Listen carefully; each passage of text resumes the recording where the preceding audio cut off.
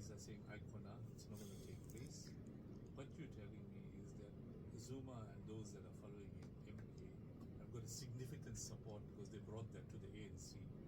Now, the reality is that going to happen or is it speculation? Let me tell you, these are facts. What I'm telling you are facts. I've had in the last 5 to 7 days correspondence from MK, serious correspondence, where JZ wants to meet with me. And I know the background why, and I'll tell you why. Dr. Ziba Gianni, who is a former Secretary General of the IFP, former National Chairperson of the IFP, has joined MK. He's now on radio doing what I'm doing. Him and I work very closely together for many years. So I know the guy personally. And his mandate is to take from the IFP. And he's got at least 40%. And this is not a thumbsuck. So take from the IFP and give it to MK. And take it to MK. Right. And take from the NFP. Correct. Right? And I was talking to the leader of the NFP as I got here. And he told me as well, he confirmed, the leader of the NFP, that they're definitely they know they're going to lose, not to the IFP, they're going to lose to MK. So that's the first aspect. I can tell you without equivocation right now that either before the election or after the election, half eThekwini councillors are going to cross. In other words, they're going to resign. And when they resign, there'll be by-elections. So it'll trigger by-elections, and the MK will contest those by-elections with the very same people. And guess what will happen? eThekwini will no longer be run by the ANC.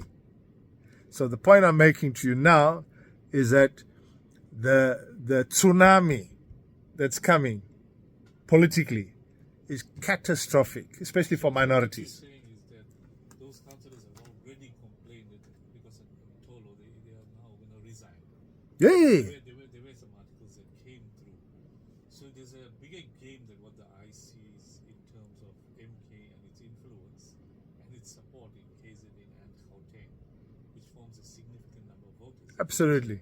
So what you professing or telling our listeners out there is that don't take this MK party like a minority party. Absolutely. Like another COPE, like another UDM. It might be a bigger setup than those parties. Double the size of the DA. Double. I can tell you now that multi-party, Talking about in terms of support, double. Now, obviously, DA got the dominance in the Western Cape and partly in the Eastern Cape. KZN is a very important factor, a huge province. Some of the leaders in KZN from the current ANC are saying this is a load of hogwash, but probably they got no other option but to say that to ensure that their voters, understand that we are the voter government that has been in place. But there are certain factors, Samuel, that are now mitigating or turning against the ANC. Perhaps you want to bring in those factors that may favor MK. And to the listeners, they want to know, is there a large voter base that will swing MK's way and move from the ANC, EFF and IFP? Now you said the one... Gianni. In terms of the EFF and the ANC support, who's going to lower them? I know Zuma is going to lower the support from the ANC. From the EFF, I believe some members of the EFF are also intending to join the MK. Politics is like hedging. Politics is like gambling. Politicians will always put a straight face. Let me give you an example. The defenders of the ANC right now will not defend with their life. Why? Because they're just there singing for their supper for now, and come May 2024, you'll see a shift. I've seen names where people say, oh, we can never do this. They'll all be gone. because they can see Individual like Zweli could swing, definitely, right? and he's been sort of a household name in the ANC for years. Well, I think he had a space, but I think Zuma is the man.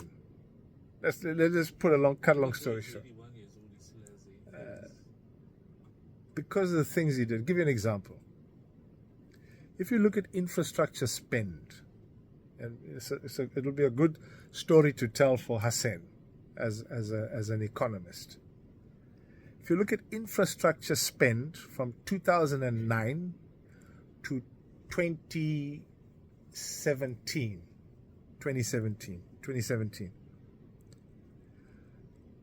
Zuma's put more money into infrastructure spend in KZN than any other president has put anywhere in South Africa. Go look at the Spaghetti Junction, look at the bridges, look at the roadworks, look at the port, look at maritime, look at everything. So and these people have not forgotten. 2, he brought free education. 3, he built Mpumalanga University, which never ever had a university.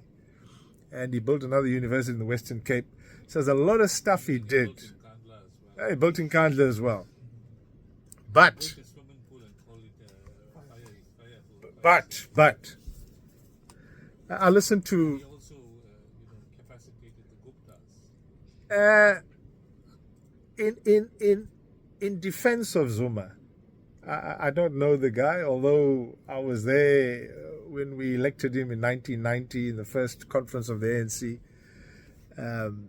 One thing you can't take away from Zuma, and so this is what voters are going to face with. The law is clear. The law says if you are found with an X amount of undeclared money, it's money laundering. It's money laundering. X amount. Phala was found with $580,000 which was probably multiple times more than the required legit amount that you are capable. We call it hooplang. Hooplang money.